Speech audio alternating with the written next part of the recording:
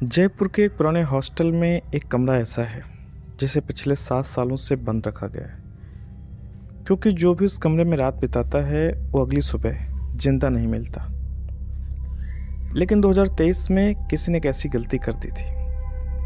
एक कहानी है अमन की। दिल्ली से आया एक साधारण लड़का जो जयपुर में इंजीनियरिंग की पढ़ाई करने आया था। हॉस्टल का नाम था राजपुताना बॉयज़ हॉस्टल। बाहर से देखने में बिल्कुल नॉर्मल था, लेकिन अंदर कुछ ठीक नहीं था। और सबसे अजीब बात, दूसरी मंजिल का आखिरी कमरा 217 हमेशा के लिए बंद था। हॉस्टल के लड़के उस कमरे के पास से गुजरने से भी डरते थे। अमन अपना बैग लेकर हॉस्टल में एंट्री करता है।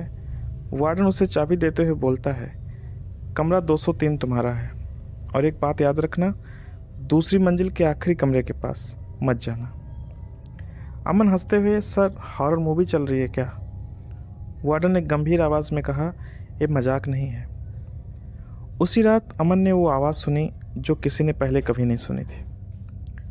समय था रात के 2:17। अमन गहरी नींद में होता है। अचानक ठक ठक की आवाज़ सुनता है, जैसे कोई दरवाज़ा खटखटा रहा हो। अमन उठता है, धीरे से दरवाज़ा खोलता है। कॉरिडोर पूरी तरह खाली था, लेकिन दूसरी मंजिल के आखिरी छोर पर कमरा 217 के पास लाइट अपने आप टिमटिमा रही थी। अगली सुबह अमन को जो पता चला, उसने सबके होश उड़ा दिए। अमन अपने रूममेट रवि से पूछता है, भाई 217 वाला कमरा क्या है? रवि का चेहरा अचानक बदल जाता है। तू वहाँ गया था? अमन, नहीं, बस रात को। रवि धीरे धीरे कहता है, 7 साल पहले वहाँ एक लड़का मरा था। उसका नाम था करण। फाइनल ईयर का स्टूडेंट था, टॉपर था और बिल्कुल नॉर्मल रहता था। लेकिन एक दिन उसने कहा, मेरे कमरे में कोई और भी है। सबने मजाक समझ कर इग्नोर कर दिया।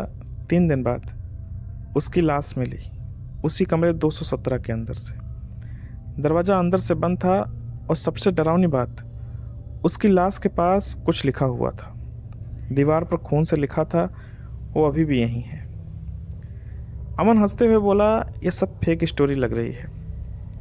रवि धीरे से बोला, तो आज रात 2:17 पर देख लेना। समय हो रहा था रात के 2:17, और रात थी दूसरी। फिर वही आवाज़, ठक ठक ठक। इस बार अमन फैसला करता है वो खुद जाकर देखेगा। जैसे ही अमन कमरे 217 के पास पहुंचता है, दरवाज़ा अपने आप धीरे धीरे खुलने लगता है, और अंदर से एक धीमी आवाज़ आती है, तुम आ ही गए। उस कमरे के अंदर जो था वो इंसान नहीं था। अमन धीरे धीरे दरवाज़ा धक्का देकर अंदर जाता है। कमरा पूरी तरह ठंडा था और भारी अंधेरा था, और हवा भारी लग रही थी। जैसे वो मोबाइल की फ्लैशलाइट ऑन करता है, पूरा कमरा धूल से भरा हुआ, और दीवारों पर अजीब निशान बने हुए थे, जैसे किसी ने नाखून से खुरचा हो। लेकिन असली डर अभी सामने आने वाला था। कमरे के कोने में एक पुराना आईना पड़ा होता है। अमन जैसे उस आईने के पास जाता है, उसे अपने पीछे एक परछाई दिखती है। वो तुरंत पलट कर देखता है, कोई नहीं था। फिर आईने में देखता है, और इस बार परछाई उसके बिल्कुल पास खड़ी होती है। और फिर अचानक ठक ठक की आवाज़, आईना अपने आप टूट जाता है, और उसी पर अमन के कान के पास कोई फुसफुसाता है, तुम्हें नहीं आना चाहिए था। अमन घबरा जाता है, पीछे हटने लगता है। अमन दीवार पर कुछ नोटिस करता है। वहाँ पुराने अखबार के टुकड़े चिपके होते हैं। हेडलाइन पढ़कर उसके होश उड़ जाते हैं, और लिखा था, इंजीनियरिंग स्टूडेंट फाउंड डेड इन लॉक्ड रूम, मेंटल ब्रेकडाउन और समथिंग एल्स, और एक फोटो करण की। लेकिन असली ट्विस्ट अभी बाकी था। अमन को कमरे में एक पुराना कैमरा मिलता है, और वो उसे ऑन करता है। स्क्रीन पर पुरानी रिकॉर्डिंग चलती है। वीडियो में करण कमरे में अकेला बैठा है। अचानक वो किसी से बात करने लगता है, लेकिन वहाँ कोई नहीं दिखता। फिर कैमरे में एक शैडो दिखती है, जो धीरे धीरे करण के बिल्कुल पीछे खड़ी हो जाती है। और वीडियो में करण रोते हुए बोलता है, तुम कौन हो, मुझे छोड़ दो।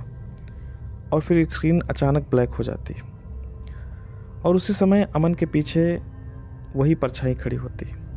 इस बार साफ दिखती है, लंबा काला साया, चेहरा धुंधला और आंखें पूरी काली।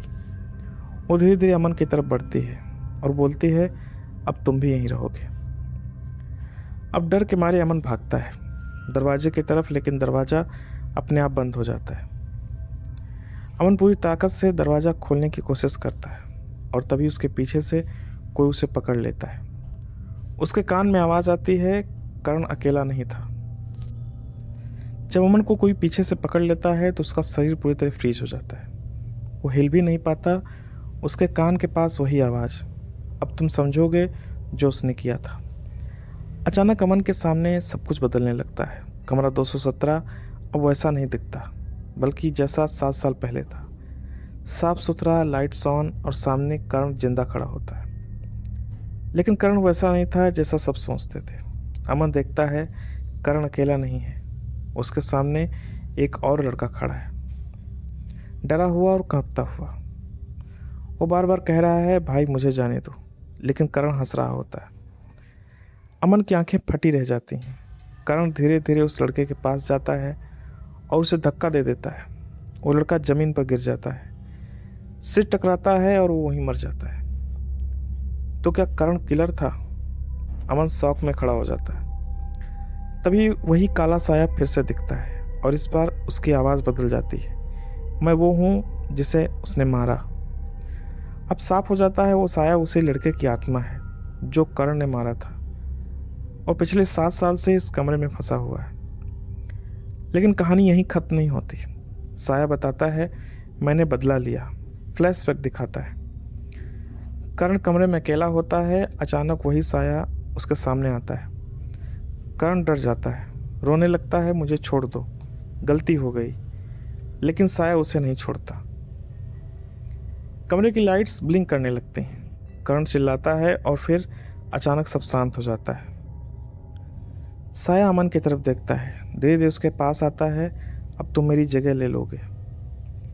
अमन डर के मारे चिल्लाता है, मैंने कुछ नहीं किया। साया मुस्कुराता है और बोलता है, लेकिन तुमने दरवाज़ा खोल दिया। अचानक कमरे में पूरी तरह अंधेरा हो जाता है और अमन की चीख गूंजती है। लेकिन इस बार कुछ अलग होने वाला था। पूरा कमरा अंधेरे में डूब चुका था। अमन को कुछ दिखाई नहीं देता था, सिर्फ उसकी सांसें तेज सुनाई दे रही थी। और फिर धीरे धीरे किसी के कदमों की आवाज़, ठक ठक ठक। अचानक अमन के सामने वही साया उभरता है, इस बार और भी साफ। चेहरा अभी भी धुंधला, लेकिन आंखें पूरी तरह काली। अमन को तभी कुछ याद आता है। अमन को करण का लिखा हुआ मैसेज याद आता है, वो अभी भी यहीं है। अमन सोचता है, अगर ये साया 7 साल से यहाँ फंसा हुआ है तो इसे कोई चीज़ बांध कर रखे हुए है। अमन घबराते हुए कमरे के इधर उधर देखने लगता है। अचानक उसे फर्श के नीचे कुछ अजीब लगता है। वो धीरे से लकड़ी हटाता है और नीचे एक पुराना डिब्बा मिलता है। उस डिब्बे में जो था वही सब कुछ बदलने वाला था। अमन डिब्बा खोलता है, अंदर एक पुरानी डायरी, कुछ फोटो और एक टूटी हुई चेन यानी लॉकेट मिलती है। डायरी में लिखा होता है, अगर ये चीज़ टूट गई तो हमेशा के लिए आज़ाद हो जाएगा। अमन के हाथ में वही टूटी हुई चेन होती है। तभी साया जोर से चिल्लाता है, उसे वापस रखो। पूरा कमरा हिलने लगता है। अब अमन के पास सिर्फ 2 रास्ते थे, चेन को वापस रख दे और साया हमेशा के लिए यही रहेगा, और दूसरा चेन को पूरी तरह तोड़ दे, साया आज़ाद हो जाएगा। अमन घबरा जाता है, अगर ये बाहर आ गया तो साया धीरे धीरे बोलता है, मैं बुरा नहीं हूँ, मैं बस बाहर जाना चाहता हूँ। अमन बोलता है, लेकिन अगर तुमने मुझे मार दिया तो? साया चुप हो जाता है। और फिर सबसे बड़ा ट्विस्ट सामने आता है। अचानक दीवार पर खुद ब खुद खून से लिखावट बनने लगती है, सच मत मानो। अमन शौक में, ये किसने लिखा?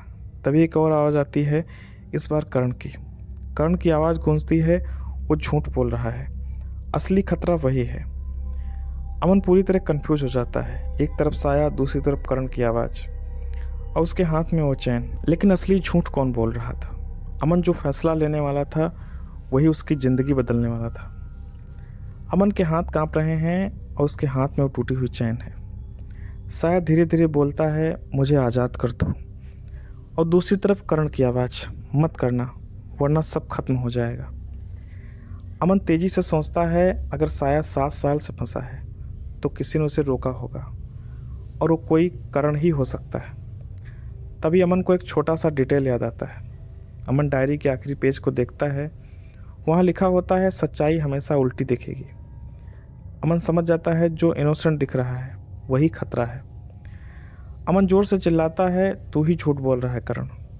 अचानक कमरे में तेज हवा चलने लगती है और करण की आत्मा सामने आ जाती है। करण गुस्से में बोलता, हाँ मैंने उसे मारा था, लेकिन मैं यहीं नहीं रुकना चाहता था।